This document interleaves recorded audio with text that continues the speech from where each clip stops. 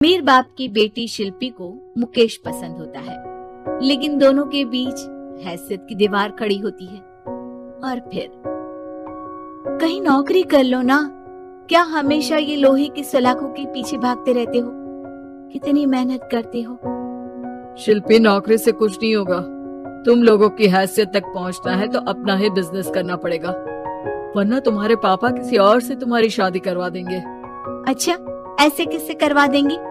मैं तो तुमसे ही शादी करूंगी। बोल दिया तो बोल दिया, बस। मुकेश उस बेचारी को समझाता भी तो क्या। दुनिया के रीति रिवाजों से काफी दूर थी शिल्पी।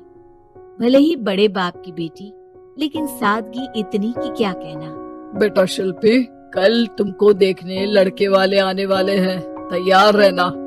मैंने तुम्हारी माँ को समझा दिया है। घर के सारे नौकर चाकर को वो समझा देगी कि स्वागत कैसे करना है। कैसी बात कर रहे हैं पापा? मैं तो मुकेश से प्यार करती हूँ, उसी से शादी करूंगी। मैंने आपको बताया था ना। मुकेश किसका बेटा है? वो स्टील किंग सिंघानिया का या वो जो बड़े ज्वेलरी वाले हैं मेहता, उनका? नहीं नहीं पापा, वो अपना ही काम करता है, लेकिन एस्टेब्लिश नहीं है अभी। पापा, वो आपके पास तब आएगा जब कुछ बन जाएगा। आप प्लीज थोड़ा सा वक्त दे दीजिए। पिता को शिल्पी की बात पर गुस्सा आ जाता है। वो उससे कुछ नहीं कहते और शिल्पी की माँ के पास जाते हैं। ये संस्कार देकर बड़ा किया तुमने शिल्पी को, और कैसे मैं किसी भिखारी के साथ उसकी शादी कर दूं? कौन है ये मुकेश? मैं जानती हूँ, बड़ा ही होनहार लड़का है। शिल्पी से बहुत प्यार करता है और शादी करना चाहता है। अरे ऐसे कैसे मैं किसी से भी अपनी बेटी की शादी कर दूं? कोई भी उठकर आए और कहे कि मैं शादी करना चाहता हूँ तो मैं शादी कर दूं?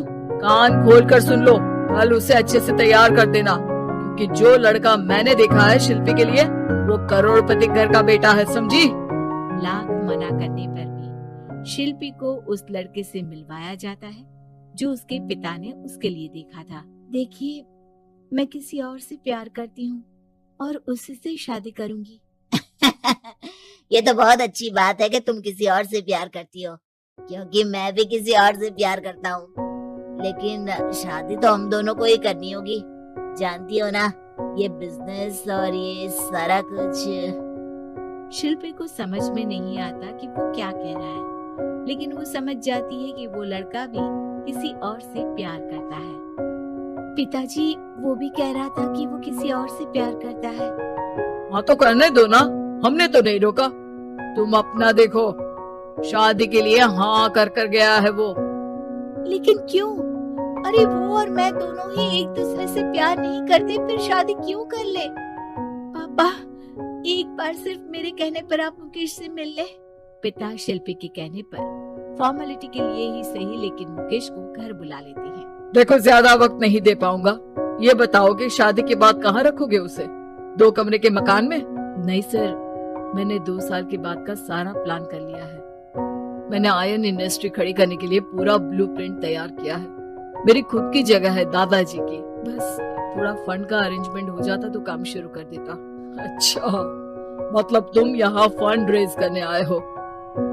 मुकेश समझ जाता है कि उसके पिता शिल्पी की शादी उससे कराने के मूड में नहीं है। फंड आप कभी दे भी नहीं पाएंगे मुझे तो सिर्फ शिल्पी चाहिए। मैं उसके बिना नहीं रह सकता सर।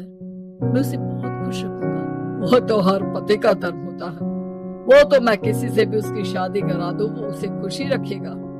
लेकिन देखो, मैं ज्यादा बात को घुमाना नहीं चाहता। वो बड़े घर की लड़की है, उसे काम काज की आदत नहीं।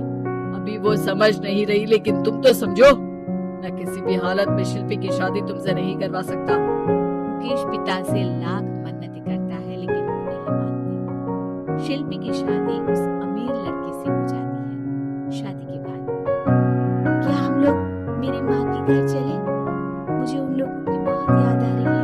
हाँ हाँ, जाओ जाओ। वैसे भी आज मैं अपनी गर्लफ्रेंड के साथ मसूरी जा रहा हूँ, तुम जा सकती हो। कैसी बात कर रहे हैं?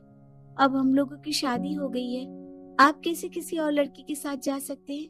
अरे मैंने तो तुम्हें शादी के पहले ही बता दिया था कि मेरी कुछ गर्लफ्रेंड्स है। अब प्लीज ये टिपिकल बीवी वाला रोना धोना शुरू मत कर देना। शिल्पी पिता के घर जाती है और माता पिता को सारी बात बता देती है। इतना गंदा इंसान निकलेगा, मैंने तो सोचा ही नहीं था। अरे क्यों कराई मेरी फूल जैसी बेटी की शादी ऐसे घर में। और तो क्या हो गया, शुरू शुरू में हर घर में ऐसा होता है, धीरे धीरे ठीक हो जाएगा। और वैसे भी उन लोगों के साथ हम लोगों की एक बड़ी डील फाइनल हुई है, समझी। उन लोगों से रिश्ता बनाकर रखो, तभी पैसों की बारिश होगी। पापा, अब समझ में आया कि आपने मेरे साथ ऐसा क्यों किया। मुकेश आपके सामने गिड़गिड़ा कर गया कि वो मुझे बहुत खुश रखेगा, लेकिन आपने मेरी शादी एक ऐसे लड़के से करा दी जो किसी और लड़की से प्यार करता है और शादी सिर्फ समझौते के लिए कर रहा है। पापा, मैं जा रही हूँ, लेकिन इस घर में कभी पैर भी नहीं रखूंगी। आपने मुझे सामान की तरह इस्तेमाल किया। माँ शिल्पी को बहुत रोकती है, लेकिन वो एक नहीं सुनती। कुछ समय बाद, शिल्पी, मुझे नहीं लग रहा कि अब हम दोनों के बीच ये शादी और रह पाएगी।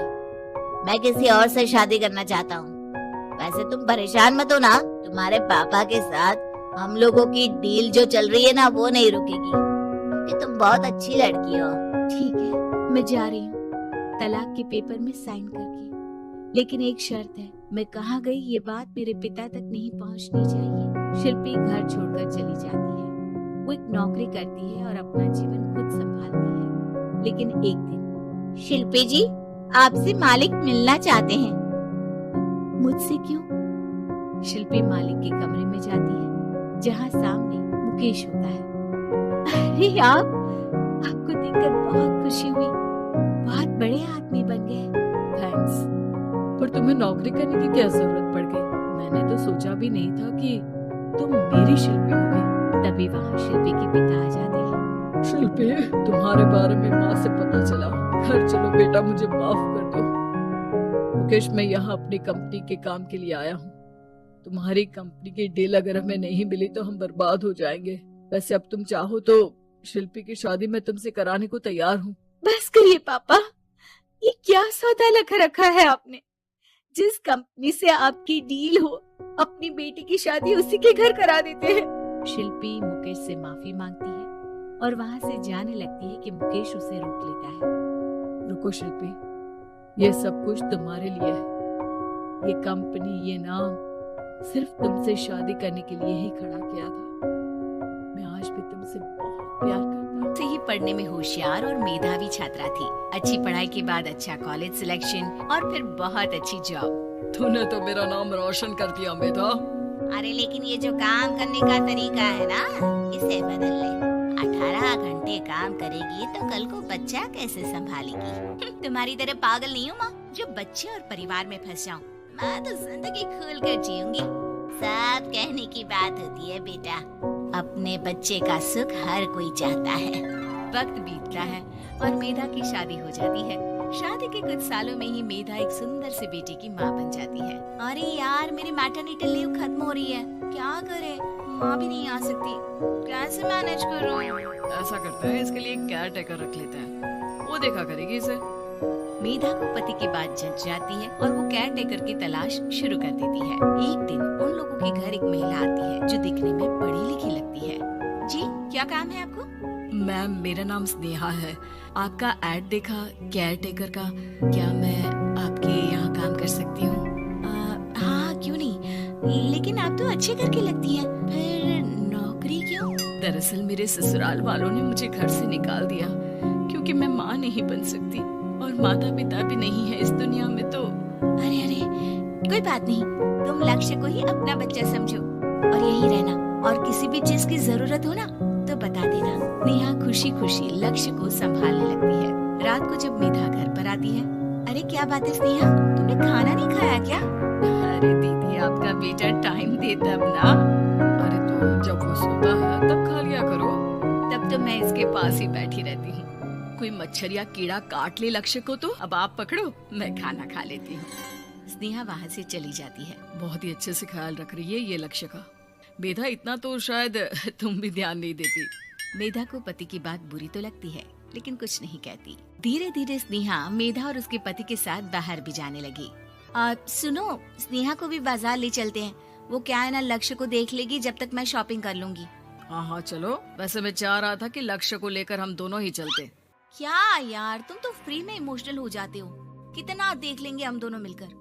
ले चलो उसे। कार से निकलकर मेधा और लक्ष्य रोड क्रॉस कर रहे थे कि सामने से कार आ जाती है। मेधा का ध्यान नहीं होता, लेकिन स्नेहा तुरंत लक्ष्य को मेधा से छीन लेती है। मेधा गिर जाती है और कार मेधा को छूकर निकलती है, जिससे मेधा को खून आ जाता है। पति मेधा को हाथ देकर उठाता है। स्नेहा लक्ष्य को लेकर गले लगाई रहती है। थैंक्स स्नेहा, मैंने तो ध्यान ही नहीं दिया था कि कार आ रही है। स्नेहा का गुस्सा मालकिन पर टूट पड़ता है। अरे कैसी माँ है आप। अगर आज कुछ लक्ष्य को हो जाता तो मैं आपको कभी माफ नहीं करती। छोटा सा बच्चा है, उसे चोट लगती है तो पता है कितनी तकलीफ होती है। पति भी स्नेहा को देखने लगता है कि उसे क्या हो गया। मेधा को स्नेहा पर काफी गुस्सा आ जाता है। घर आकर कहती है, देखो स्नेहा, माना तुम लक्ष्य को बहुत प्यार करती हो, लेकिन वो मेरा बेटा है। मैं कभी जानबूझकर उसके साथ बुरा नहीं कर सकती, समझी? मुझे माफ कर दीजिए, मैं लक्ष्य को लेकर कुछ ज्यादा ही सेंसिटिव हो चुकी हूँ। मैं ध्यान रखूंगी कि आगे से ऐसा ना हो। मेधा का मन स्नेहा से अब हटने लगा था। एक शाम मेधा ऑफिस से घर आती है कि लक्ष्य उसे दिखाई नहीं देता और ना ही स्नेहा। वो स्नेहा के कमरे में जाती है जहाँ दोनों सो रहे होते हैं। अरे स्नेहा, लक्ष्य को आज इस कमरे में क्यों सुला दिया? दीदी मुझे नींद आ रही थी, ऐसे में उसे कमरे में अकेले लिटाना मुझे ठीक नहीं लगा। मेधा बच्चा उठाने लगती है कि स्नेहा टोक देती है।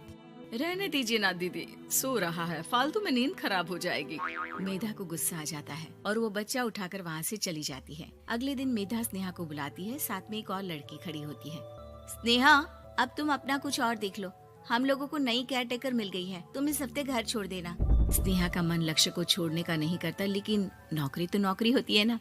स्नेहा घर से चली जाती है। धीरे धीरे महीने और साल बीतते जाते हैं और लक्ष्य एक नौजवान लड़का हो जाता है। लक्ष्य, आज मुझे मंदिर जाना है, ले चलोगे?